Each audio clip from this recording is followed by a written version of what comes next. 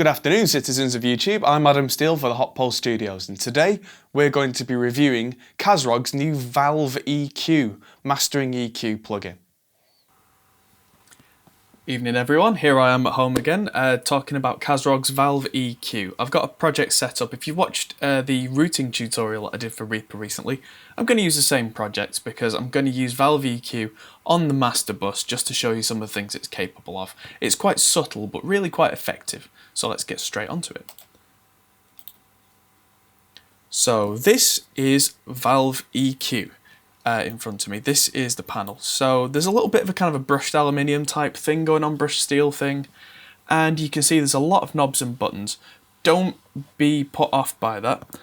If it's in stereo, so left and right mode, and it's on stereo link, which most of the time you'd probably want it to be on that, then the bottom row of controls you can ignore completely, because if you just drag one round, its counterpart below will move exactly as it's supposed to.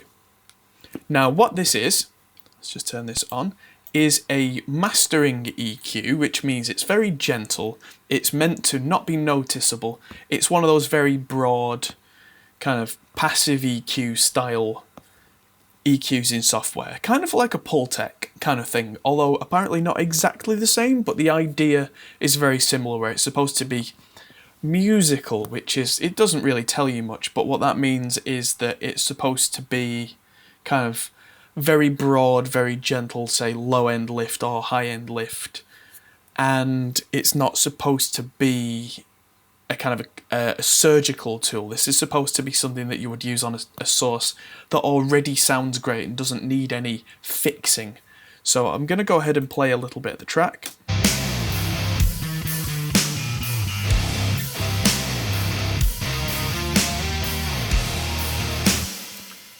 Sounds okay. I mean, it's not what I would call a finished mix, but it's a project that I'll have available to show you this on.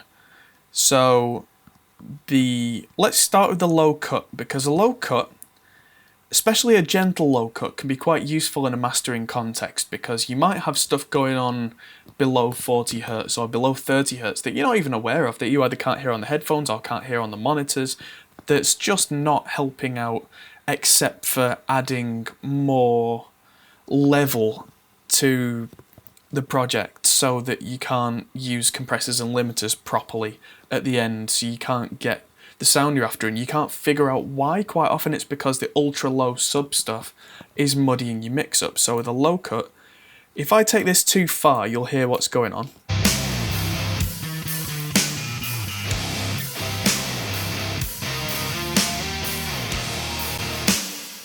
So you hear how all the low end has disappeared. Now if I roll this back to, I'd usually have it around 30 or 40 Hz, you won't hear the difference, but you might see the meters in the corner change a little.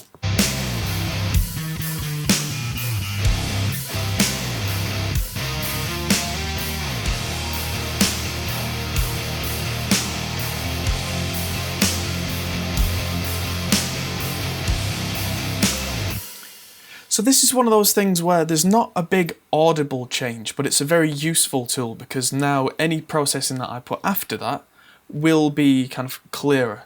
Now the other part of that is the low shelf. So I generally tend at a mastering phase to be raising the low end a little bit, kind of sweetening it up, but also if I've been sent a mix that's very bass heavy, this is a good way to kind of tame that a little without sounding like you've removed the bass, because you don't want to be removing all the low end in a mix. Sometimes you just want to get it under control if there's just too much going on compared to another mix. So that's where there's two knobs that work together. So there's the low shelf, as in where the point is on that shelf. Say if this said 250 Hz, that doesn't mean at 250 that's where everything's going to be. It just means because this is a shelf, everything below 250 and roughly round there with quite a gentle curve is going to be affected by this. So let's use 250 as a number and show you what happens when I crank this up.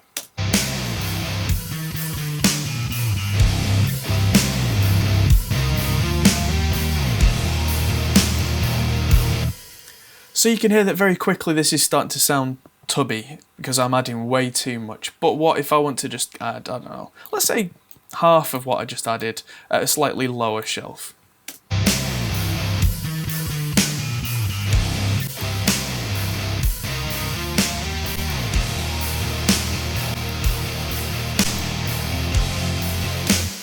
Yeah, how lower down at 150 hertz, say, that little 4 dB of gain there has suddenly turned this track from kind of boring to quite fat. Now, if there's too much kind of mud going on down there, maybe if I take the shelf down a little and then add a little more gain.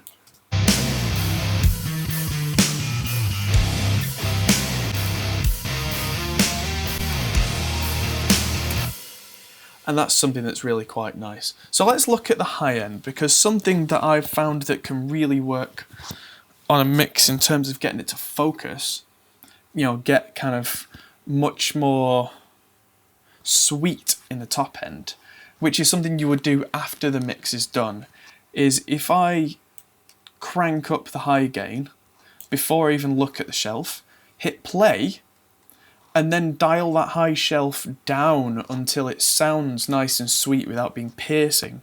That's a good trick in a mastering EQ.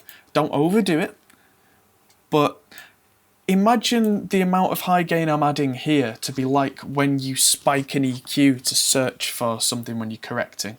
So I'm doing too much, and then what I'm going to do when I've found that sweet spot is I'm going to back the high gain down again until it's just adding a certain something that wasn't there before.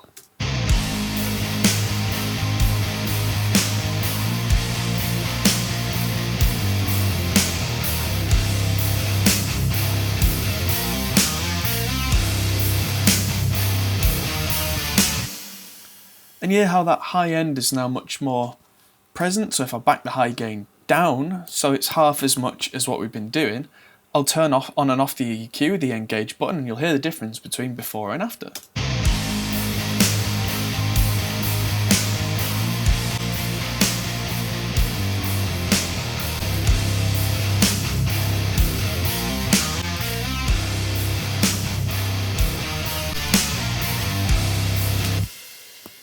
Now, something that some engineers do is the high cut. If I bring that down, it doesn't chop everything above a certain frequency, because that would not be, you know, acceptable. If you had a nice mix and you cut everything above, say, 16 kilohertz off, that's definitely a faux pas. But what this does is it's a very gentle kind of softening off of the top end. So what I can do is I can boost some high end here, more than I normally would, and then shelf out some as well. So it's got a nice kind of gentle top, so I'm not getting kind of ultra high frequencies really cranked that are making kind of dogs upset or anything.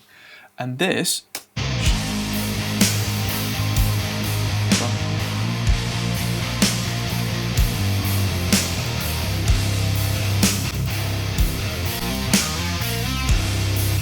helps things to become much more kind of present without being offensive. So let's reset everything to as it was and show you a few tricks that this thing has up its sleeve. I mean, you can unclick the stereo link, which means you can then affect the left and right separately. If you were to use this on, say, I don't know, a drum bus or a guitar bus, that might be quite useful, because even though I've been saying this is a mastering compressor, you can use it equally on just, say, a group, like, say, a guitar group or a drum group or a bass group or vocal group. Any of those. If you just want a gentle sweetening rather than a very drastic EQ, this could be a great way of doing it.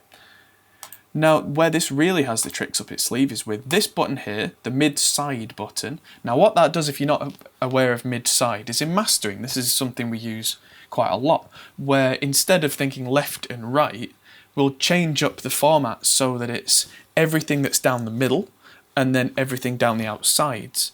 There's some clever maths involved, but if you look beyond the maths, it's quite useful, because what goes down the middle, kick, snare, vocal, and bass mostly, and what comes out the sides, heavy guitars, stereo guitars, room reverbs, cymbals. So everything gets enveloped. So this is quite a useful thing that, say I get given a mix and there's not enough bass going on in general, but there's quite a lot of low end in the sides, which I don't want to make any bigger because that will just upset everything. So if I switch to mid-side, I could then say add a little bit of a low cut on the mids, a lot of a low cut on the sides, and then add some low gain in the middle. And this is going to affect. So I'll just show you the mid. So if I crank the hell out of the highs in the mids with only the mid engaged, you should hear that snare in the middle and everything just start to jump out.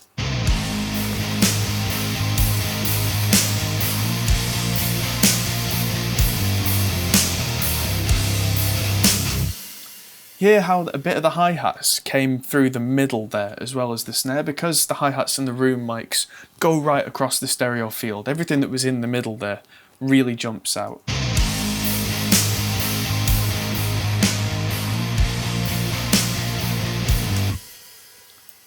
So I can really crank the bass in the middle but not upset the outsides. Or something that I do quite often is I will really kind of high cut the middle of the signal so that it becomes more present in the middle, so there's not as much air going on, but then I might boost some on the outside using the so no high cut on the outside and maybe quite an extreme high gain lift on the outside. And watch this.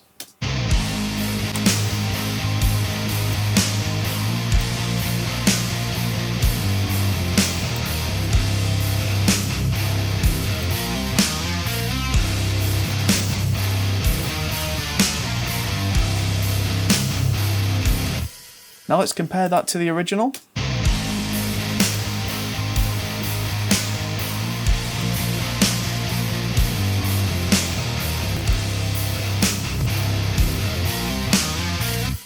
So it sounds quite natural, but then when I start turning it on and off, you can really hear the difference, and that's a classic EQ. Now the one button I've not touched yet is the button that says valves, because the way that Kazrog have designed this, a lot of passive EQs, what they do is they don't actually have any amplification in the EQ section, so it makes everything really quiet. So afterwards, they bring up the volume with a valve amp, which adds a kind of a valve sound. So if I turn that off, it'll be a perfectly clean sound. Whether I want the valves or not is up to me, and whether, I don't know, maybe I'm doing hip hop and I've already got really kind of clean bass and I don't want to add a kind of crunchy character, I might turn this off. And it's great to have that, where a lot of Pultec emulations, for example, don't have that. So I can just turn this on and off.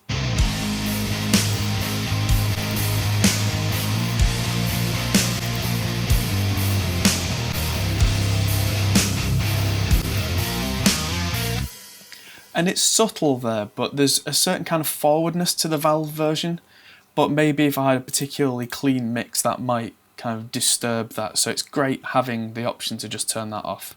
And last but not least, there's a wet and dry knob. So if I say want to 50% this wet and dry and then really crank everything, then it would be more characterful, but blended with the original, it'd give me a more natural signal.